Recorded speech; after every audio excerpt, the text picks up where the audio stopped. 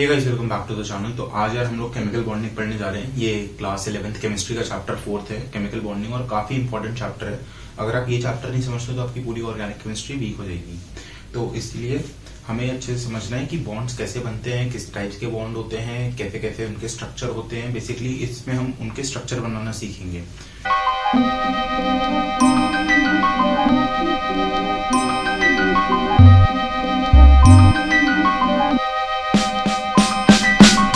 पहले जान लेते हैं कि बॉन्ड्स बनते क्यों हैं, कि आपस में दो बॉन्ड्स क्यों बनते हैं।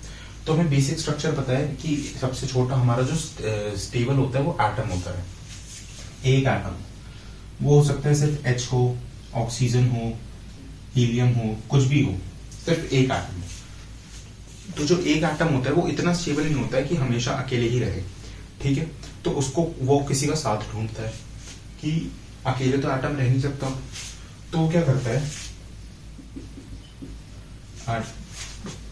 जैसे H2 बना दिया या H2O बना दिया, तो ये अभी क्या बन रहे हैं, ये सारे मॉलिक्यूल्स बन रहे हैं।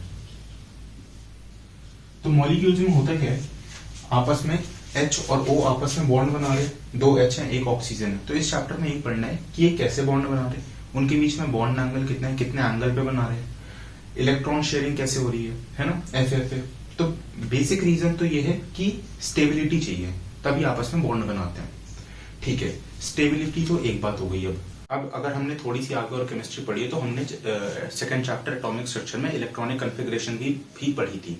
तो इलेक्ट्रॉनिक कॉन्फ़िगरेशन में हमने 1s2 2s2 2p6 ऐसे सारी इलेक्ट्रॉनिक कॉन्फ़िगरेशन लिखना सीखी थी। 9th क्लास में पढ़ी थी। आउटर मोस्ट शेल में हमारा 8 इलेक्ट्रॉन होने चाहिए।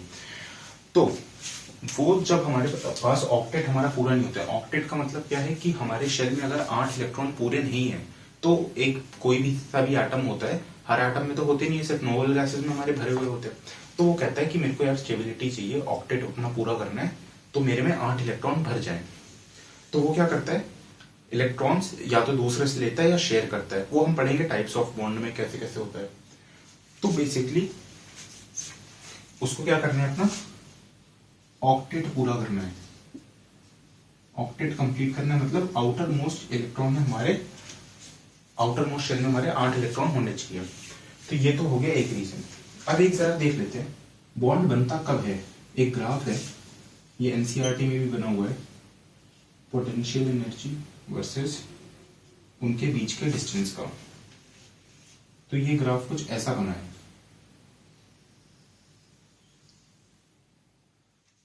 अब दो टाइप की फोर्सेस होती हैं, एक होती है अट्रैक्टिव फोर्स, एक होती है रिपल्सिव फोर्स। अगर सेम टाइप के हमारे दो एटम, मान लीजिए सेम टाइप के दो चार्जेस हमारे पॉजिटिव, उनको अगर मैं पास में लेकर आता हूं तो क्या होता है, रिपल्शन।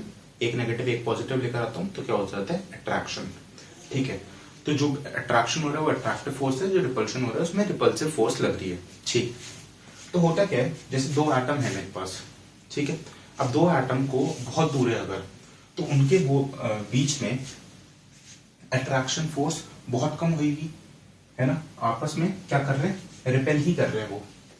तो अट्रैक्शन फोर्स अपनी क्या होगी, काफी कम होगी रिपल्सिव फोर्स से, ठीक है।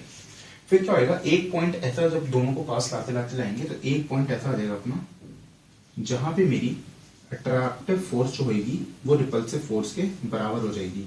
ए डॉट एफ मतलब attractive force, repulsive force R dot F. जब बराबर हो जाएगी तब मेरा यहाँ पे बॉन्ड फॉर्मेशन होती है इस पॉइंट पे। अब दो एटम को अगर मैं बहुत ज्यादा पास ले आऊं, बहुत ज्यादा पास लूंगा तो एटम के अंदर क्या होते हैं, न्यूक्लियस होते हैं। न्यूक्लियस ये वाला भी पॉजिटिव, ये भी पॉजिटिव। न्यूक्लियस के अंदर बेसिकली प्रोटॉन्स होते हैं, वही पॉजिटिव होते हैं। तो ये दोनों जब बहुत ज्यादा पास आ जाएंगे तो रिपल्शन करेंगे। तो एकदम जब पास आ जाएंगे तो क्या हो जाएगा, रिपल्सिव फोर्स बहुत ज्यादा बढ़ जाएगी अट्रैक्टिव फोर्स से। लेकिन हमें कहां देखना है, बेसिकली ये पॉइंट होता है बॉन्ड फॉर्मेशन का। ये एक एनसीईआरटी में बीच में बना हुआ है ग्राफ, है ना, चैप्टर के एकदम बीच में ऐसे आपको ये ग्राफ मिल जाएगा। तो बॉन्ड यहाँ पे बनता है मेरा। तो रीजन क्या क्या, पहले हमने समझा कि स्टेबिलिटी चाहिए। स्टेबिलिटी कैसे मिलेगी, जब उसका ऑक्टेट पूरा होगा, और ये बेसिकली अट्रैक्टिव और रिपल्सिव फोर्सेस हैं। अब टाइप्स ऑफ बॉन्ड, बॉन्ड तो देखो कई सारे टाइप के होते हैं ना, ionic, covalent, coordinate, metallic bond, van der Waals bond, है ना। लेकिन अभी हम ऊपर मोटा मोटा देखते, पहले जो मेन टॉपिक हमें पढ़ना है। तो दो टाइप के पढ़ने हैं। हमें एक पढ़ना है आयनिक बॉन्ड और एक हमें पढ़ना है कोवैलेंट बॉन्ड। दोनों में जान लेते हैं फर्क क्या होता है। तो आयनिक बॉन्ड वो वाला बॉन्ड होता है जिसमें हमारा complete sharing, complete transfer of electron होता है। जैसे एक एग्जांपल लेते हैं NaCl का। यह है सोडियम, तो Na में हम उसका एटॉमिक नंबर क्या होता है 11 होता है। सोडियम का एटॉमिक नंबर को Z से रिप्रेजेंट करते हैं 11। तो वो क्या होता है उसकी इलेक्ट्रॉनिक कॉन्फ़िगरेशन अगर 9th क्लास के हिसाब से ले तो 281 होती है अपनी। Outermost electron, outermost shell में अपना एक इलेक्ट्रॉन होता है, ठीक है, एक इलेक्ट्रॉन होता है। ये सोडियम का एक इलेक्ट्रॉन बना दिया। अब क्लोरीन के पास कितने इलेक्ट्रॉन्स होते हैं? क्लोरीन के पास हमने पढ़ा है उसका एटॉमिक नंबर होता है 17, उसका होता है 287। तो क्लोरीन के पास बेसिकली आउटर मोस्ट शेल में 7 इलेक्ट्रॉन्स है, ठीक। अब होएगा क्या अगर ऑक्टेट पूरा करना है? ऑक्टेट पूरा करने का मतलब कि आउटर मोस्ट शेल में हमारे 8 इलेक्ट्रॉन होने चाहिए। तो अगर सोडियम को 8 इलेक्ट्रॉन पूरे करने हैं अपने, तो उसकी सेकंड शेल में तो है 8 इलेक्ट्रॉन, वो बस एक इलेक्ट्रॉन छोड़ दे और क्या होएगा उसके 8 पूरे हो जाएंगे, ऑक्टेट पूरा हो जाएगा। तो वो सोडियम क्या हो जाएगा स्टेबल हो जाएगा, बॉन्ड भी बना लेगा। और क्लोरीन को क्या चाहिए एक इसमें आ जाए तो इसके 8 इलेक्ट्रॉन पूरे हो जाएंगे। तो ये जो है मेरा इलेक्ट्रॉन, ये सोडियम क्या करता है क्लोरीन को दे देता है और बॉन्ड बना देता है। कौन सा बॉन्ड बनाता है? Ionic bond. ये बॉन्ड स्ट्रॉन्ग बॉन्ड होता है और कोवैलेंट बॉन्ड अपना क्या होता है वीक होता है।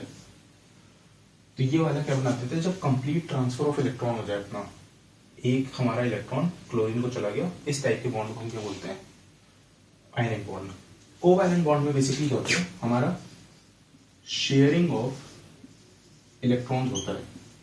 अब कई बार ऐसा होएगा कि जैसे सोडियम इतना अमीर है कि उसके पास एक इलेक्ट्रॉन उसने दूसरे को दे दिया इलेक्ट्रॉन, ऐसा हर बार नहीं होता है। तो कोवैलेंट बॉन्ड में क्या होता है शेयरिंग करते हैं, वो कहते हैं ये इलेक्ट्रॉन तुम्हारा भी है, इलेक्ट्रॉन मेरा भी है, तो तुम्हारा भी ऑक्टेट पूरा, मेरा भी ऑक्टेट पूरा। तो कोवैलेंट बॉन्ड में बेसिकली शेयरिंग ऑफ इलेक्ट्रॉन होती है। जैसे अगर एक एग्जांपल लें CO2, ठीक है। अब कोवैलेंट बॉन्ड समझने के लिए इसका जब भी स्ट्रक्चर बनाना होता है तो हम लुईस डॉट स्ट्रक्चर बनाते हैं। ये हमने 9th क्लास में बनाया पर 11th क्लास में फिर से। इस लेक्चर में काफी बेसिक है। जो इसका अगला लेक्चर होगा वो VACPR थ्योरी पे होगा, ठीक है, उसको जरूर आप चेकआउट करना। मेन वहीं से अपना चैप्टर स्टार्ट होगा। ये सब बेसिक है कि बॉन्ड क्यों बनता है, कैसे कितने टाइप के बॉन्ड होते हैं, लुईस डॉट स्ट्रक्चर, ठीक है, ये सब अपना क्या है बेसिक है। तो लुईस डॉट स्ट्रक्चर में क्या करना है, जैसे CO2 को अगर हमें बनाना है तो उसमें क्या करना है शेयरिंग ऑफ इलेक्ट्रॉन्स हमें दिखाना है। तो कार्बन के आउटर मोस्ट शेल में हमारे 4 इलेक्ट्रॉन्स होते हैं, एटॉमिक नंबर होता है 6, इलेक्ट्रॉनिक कॉन्फ़िगरेशन हो जाएगी 2,4। तो इसके पास क्या है 4 इलेक्ट्रॉन है, ठीक है। ऑक्सीजन का कितना होता है अपना एटॉमिक नंबर, ऑक्सीजन का होता है 8, ठीक हो जाएगा 2,6, मतलब आउटर मोस्ट शेल में कितने 6 इलेक्ट्रॉन है। तो एक ऑक्सीजन यहाँ पे 1 2, ये इसके बाहर के 6 इलेक्ट्रॉन, और अच्छा कार्बन के क्रॉस से मैंने इलेक्ट्रॉन इसलिए रिप्रेजेंट कर रहा हूँ क्योंकि कार्बन के इलेक्ट्रॉन दिखा रहा हूँ और डॉट से मैं ऑक्सीजन के इलेक्ट्रॉन दिखा रहा हूँ। आप दोनों भी डॉट के बना भी सकते हो, ऐसे भी ये भी बना सकते हो। स्टार्टिंग में मैंने बस डिफरेंशिएट करने के लिए वो बताया था, ठीक है, ऐसे भी बना सकते हैं।